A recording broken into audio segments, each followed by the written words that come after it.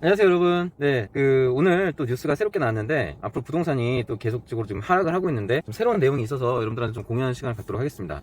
보면은 지금 잠실 주공 5단지 있잖아요. 지금 31.85억에 6월에 매물이 나왔다가 지난 9일날 해제를 했다고 합니다. 그러니까 계약금을 아끼지 않을 정도로 지금 초급매물이 같은 면적에 계속 나오고 있어요. 그리고 그 초급매물이 6월에 계약을 했는데 불과 한 3개월 사이에 계약금을 포기해도 더 저렴할 정도의 어떤 매물이 급매로 나왔다고 해서 이 사람은 지금 관망을 하겠다라고 하네요. 그러니까 지금 보면은 상당히 지금 부동산이 침체기에 접어들었다라는 게 이제 서서히 이제 보이기 시작합니다. 근데 앞으로 이제 제가 말씀드린 대로 떨어질 일은 엄청 많이 남았어요. 그래서 지금 보면은 잠실이 특히나 어떤 아파트들이 굉장히 많잖아요. 그리고 강남하고 인접하고 또 이제 학군이라든지 뭐 이런 것 때문에 접근성이 좀 좋으니까 그 부분에서 좀 많이 어필을 했던 것 같은데 이제는 좀 많이 그런 부분이 거품이 좀 많이 사그라들면서 좀 꺼지기 시작하는 것 같습니다. 재건축이라든지 뭐 이런 거에 대한 기대감도 많이 없어지는 것 같고 또 사실은 재건축이 이렇게 하루에 만에 뚝딱 이제 나오기가 어렵잖아요. 여러 가지 정보 허가도 받아야 되고 인가도 나야 되고 그런 기본적으로 필요한 시간들이라는 게 있는데 사실은 그동안의 어떤 버블 현상, 코로나 전후의 과잉 유동성으로 인한 집값의 어떤 영끌과 어떤 지금 아니면 못 산다는 그런 어떤 조바심의 부추김의 결과로 그동안 올라왔던 집값이 이제는 하나둘씩 무너지기 시작하고 이제는 좀 머리를 차갑게 하시는 분들이 조금씩 늘어나기 시작했다라는 부분에서 좀 긍정적으로 평가를 할 수 있을 것 같고요. 하지만 제가 지난번에도 누누이 말씀드렸듯이 이거는 시작에 불과할지 어떤 이미 시작이 됐다거나 뭐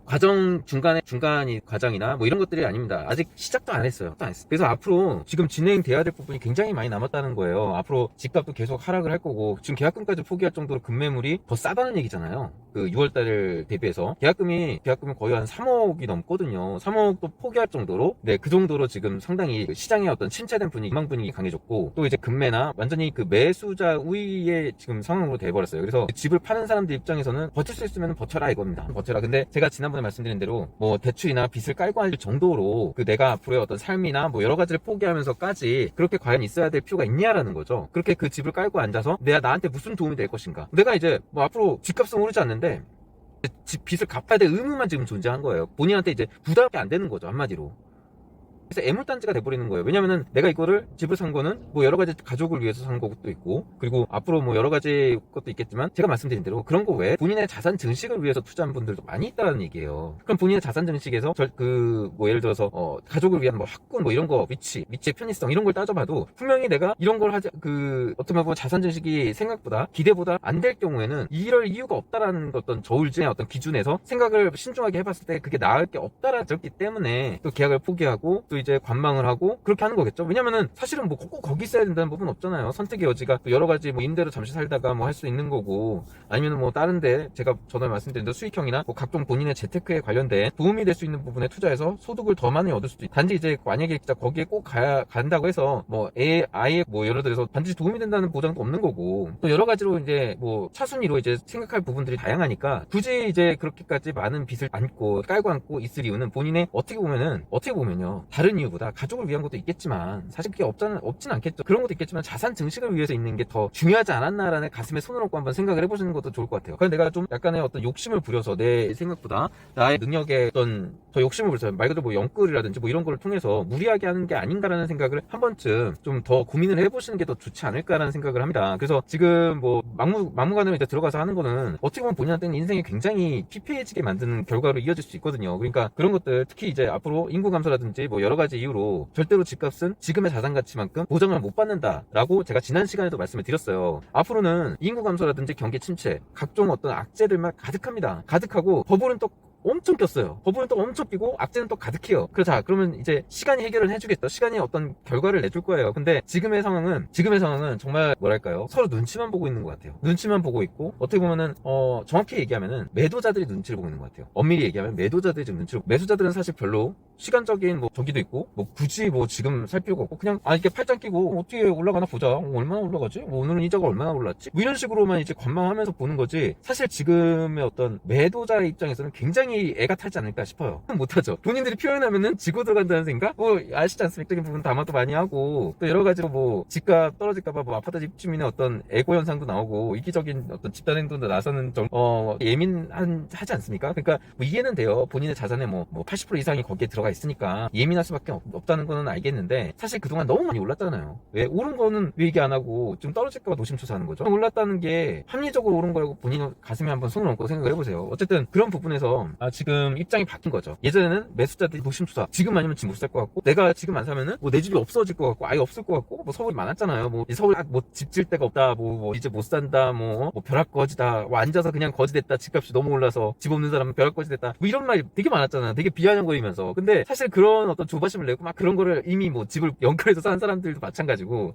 집을 일단 보유하게 되면 입장이 그렇게 달라지더라고요. 자, 보세요. 집을 이제 안 산 사람이 완전히 그 반대 입장에 대해서 팔짱 끼고 보고 있는 거예요. 지금 얼마나 올랐나, 이자가 얼마나 오르고 집값이 얼마나 떨어졌지, 이렇게 뭐 아무 관심이 없어요. 일단은 평소에 아무 없다가 오히려 마음이 편안하죠. 뭐 이자 부담도 없고, 그죠? 이자 부담도 없고, 뭐 내가 대출을 받은 것도 아니고, 뭐 그냥 집값은 앞으로 알아서 떨어질 것이 이제, 그리고 뭐 원하는 집 몇 군데만 받고 그냥 내가 하고 있는 노동 가치, 노동 수익이나 열심히 벌어두면은, 저축하다 보면은 언젠가는 좋은 기회가 올 것이다라는 생각을 갖는 정상적인 사회라는 데에 안도를 갖고 열심히 노동에 매진하고 있는 거예요. 그게 정상입니다. 어떻게 보면은, 그죠? 그게 정상적인 사회예요. 가치가 더 각광받는 사회가 아닙니까? 그러니까 그런 어떤 사회로 지금 돌아가고 있는 부분이 있고, 지금 조바심 나고 매가 타는 사람은 매도자예요. 매도자들은 어떻게든 자기를 팔아야 좋은 집값에 팔려고 했는데, 어떻게 보면 속으로는 타이밍을 놓쳤구나, 좀 더 일찍 팔았어야 되는데, 또 좀 더 일찍 팔았어야 되는데, 지금도 근데 보시면 아직도 정신 못 차렸습니다. 그 잠실에 금매로 5억 떨어졌다고 했잖아요. 어제 5억 떨어졌는데 이제 매도 호가를 1억씩 낮췄대요. 5억 떨어져서 거래가 됐는데 1억 낮춘다고 거래가 되겠습니까? 그거보다 더 낮춰야 돼요. 지금은 그것도 운 좋아서 팔린 거예요.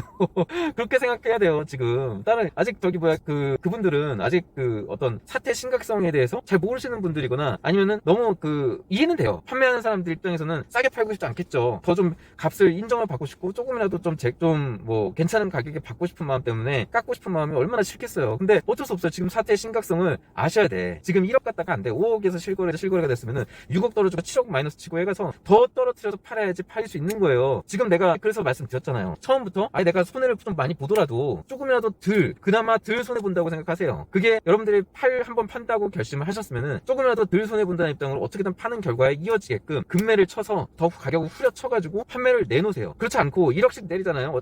잠실에 거기처럼 뭐 떨어뜨려가지고 뭐 거래가 매물을 내놓는다 그러면은 그거는 안 팔겠다는 소리예요. 팔 마음이 없다는 얘기예요. 최소한 사고 싶은 사람들한테는 그렇게밖에 안 보일 거라고요. 지금 금매가 못 떨어져서 거래 완전 절벽에서 겨우겨우 뭐 됐는데, 거래 멸종이라고 하잖아요. 거래가 멸종될 정도로 아무것도 없는 거예요. 뭐 전체적으로 봤을 때 3건, 1건, 2건, 빵건 이렇게 되는데, 지금 무슨 거래가 누가 사요? 아무도 안 사요. 돈 있어도 안 산다는 거예요. 그러니까 정신 차리셔야 돼요. 정말 팔고 그런 어떤 절실함을 본인이 느끼셨다면은 금매로 다 던져야 돼요. 금매로. 지금 5억 거래됐잖아요. 7억 마이너스 쳐가지고 딱딱 내놓고, 나중에 보면은 뭐 예를 들어서 9억 10억에 뭐 매물 금매 해가지고 나오면은 난 잘 팔았다고 안도할 수 있는 거예요. 그리고 지금 보시면은 1억씩 호가 낮추신 분들 좀 있으면 한 6억짜리 나오고 5억 5천 막 마이너스 치고 뚝뚝 떨어지면은, 내가 조금이라도 더 마이너스 일찌감치 쳐서 팔 걸, 일찍 좀 디스카운트를 많이 하더라도 좀 팔 걸, 이런 생각 안 하시겠어요? 그런 생각 분명히 해요. 무조건 지금이라도 정말 꼭 팔고 싶은 마음이 절실하고, 그런 부분이 정말 내가 이건 꼭 팔아야겠다라고 결심이 쓰셨으면은 과감하게 결단하셔야 돼요. 집을 보유하시고 또 이제 그거를 팔아야 되겠다 생각하시는 분들은 빨리 그렇게 금매로 떨어야지. 안 그러면요 안 팔려요. 나중에 결과적으로는 더 마이너스 쳐서 되게 되는 현상이 나올 거고, 혹여나 뭐 대출이라든지 뭐 빚이라든지 정말 급해가지고 이런 사정이 있으신 분들도 꽤 많을 거예요. 금매로 하신 분들은 정말 또 되게 급해 너무 안 팔리니까 정말 팔아야 되는 사정이 있으신 분들이나 뭐 이렇게 했겠지만, 그렇게 만약에 그렇게로 해도 안 팔리는 경우도 생길 수 있다는 얘기예요. 지금 같은 거래 절벽에서는. 그러면은 거래 절벽일 때 막 내놔도 안 팔리면 들어가는 거예요. 지금 경매도 되게 안 되잖아요. 그래서 경매 낙찰률 그런 것도 보시면은 경매도 안 되고 경매 넘어가도 안 되는 거예요. 그러니까 그 정도로 안 되니까 최소한 정상적인 거래가 가능할 때만이라도 가격을 후려치셔가지고 과감하게 결단하시라. 지금 상황이 매우 심각하게 변하고 있다. 근데 이건 아직 시작도 안 했다 라는 말씀을 드립니다. 여기까지 하겠습니다.